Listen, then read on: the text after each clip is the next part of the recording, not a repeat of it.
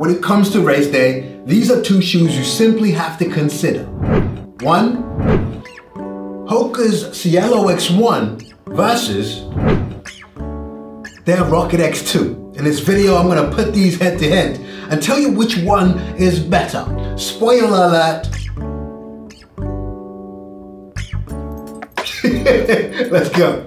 My name is Aubrey. I'm a runner and I'm good with being me. Thank you very much for bringing my channel to over 10,000 subscribers. Genuinely, I truly appreciate it. Okay, cool. Let's start with the three things that set these shoes apart. And these are objective, no opinion involved. Let's start with the price. 1-0, 220 pounds versus 250 in the Cielo X1. So 1-0, 235 grams versus 275. So 2-0, the Rocket X is really whipping this one's butt. But don't worry, it's going to recover. All right, back here. Okay, so next up is the stack height.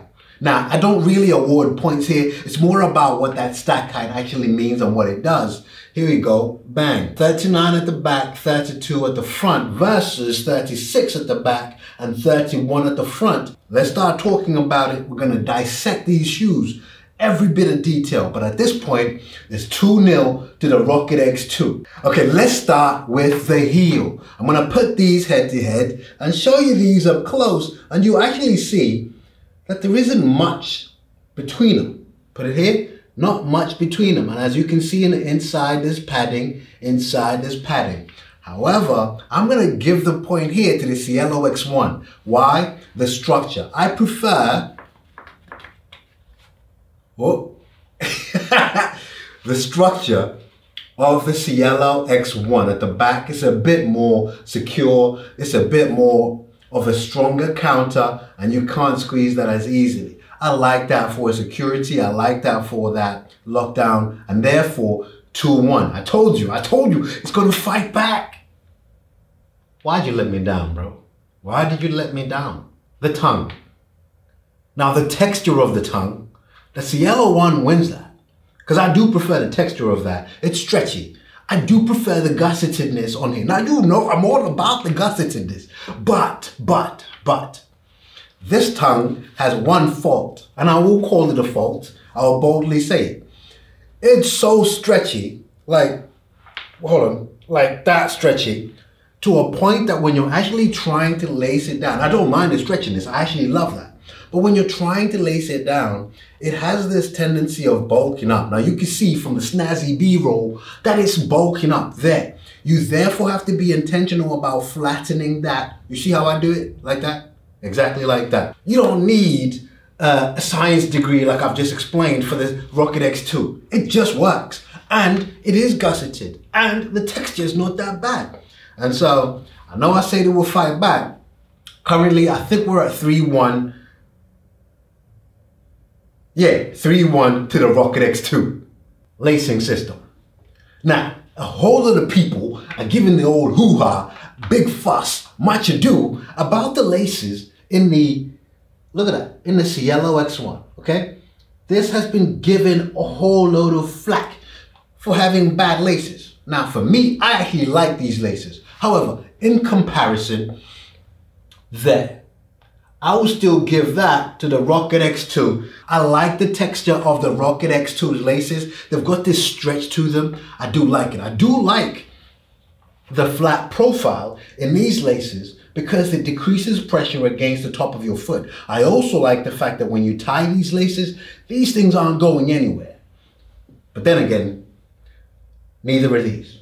The upper. I'll be honest with you, here I struggled. I struggled choosing which of these two shoes do I prefer the upper of. And I genuinely took me a while to get to this decision. And I will explain why. I'll explain why. It's highly technical, right? Highly technical. In here, you might not be able to see, but I've got two lights. I've got my key light over here, and this one kind of fills in the shadow, because if I don't have this light on, I'll show you. It looks like that, which isn't great, right? So I always look to this light. In addition to the feel, the breathability of these, I tested by holding it to the light like this. Highly technical methods this is. I hold it to the light. Can I see the light through the shoe? Yeah. I can see it. And I could see it in both. So in terms of breathability, this I find a bit more breathable because it's a bit more of an engineered mesh, which I really like. Whereas this gives you that knit. Now the knit, when breathable and you run in London, it gives you a bit more warmth, but still breathable.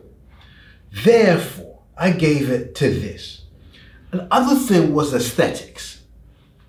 Hoka has suddenly woken up and given us sexy looking shoes. The Mark X is sexy. The Mark 6, they're just making good looking shoes. Like that is a delicious shoe. Look at that. Look at that ombre effect of, I mean, come on. But this here is more aesthetic. I genuinely think so. With that said, we're at 4-2. Come on, fight back, Cielo X1. Don't let them beat you up like that. Come on, Cielo. Midsoles. No question. Let me not even waste your time. Now, remember I said 36 at the back, 31 at the front. 39 versus 32. And you feel that. The feeling I get here took me back to the Prime X2 Strung, except this is race legal. That actually might be a good comparison. I'll have that for you later on as well, later down the line. But this, the feeling, definite. Now, don't get me wrong. This is no slouch. I've got my 10K PB in this shoe. This shoe is not one to kind of be messed with.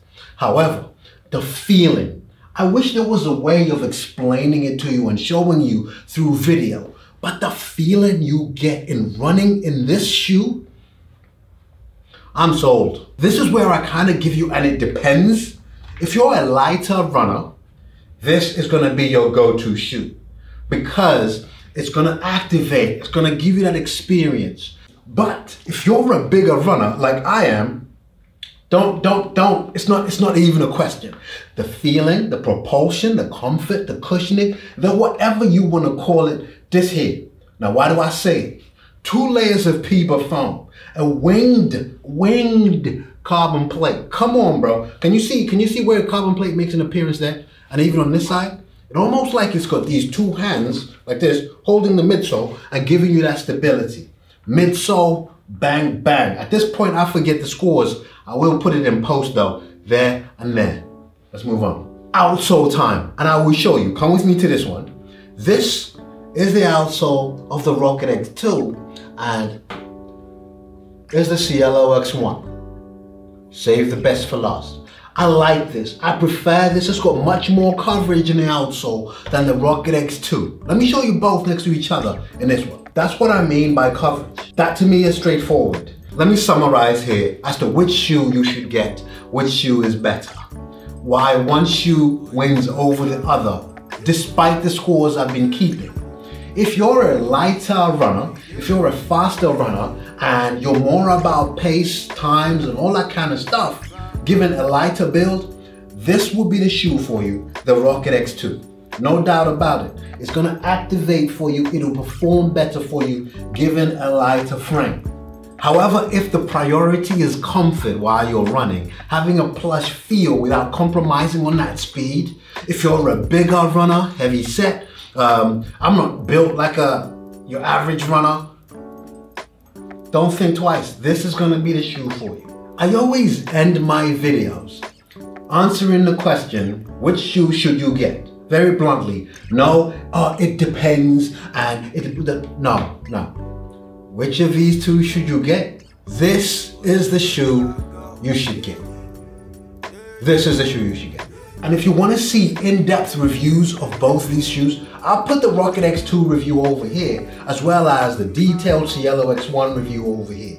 I want to thank you for checking my video out. And if you disagree with me, stick it in the comments. I'll gladly argue with you. Thank you for checking this out. Head to the clouds, feet to the ground.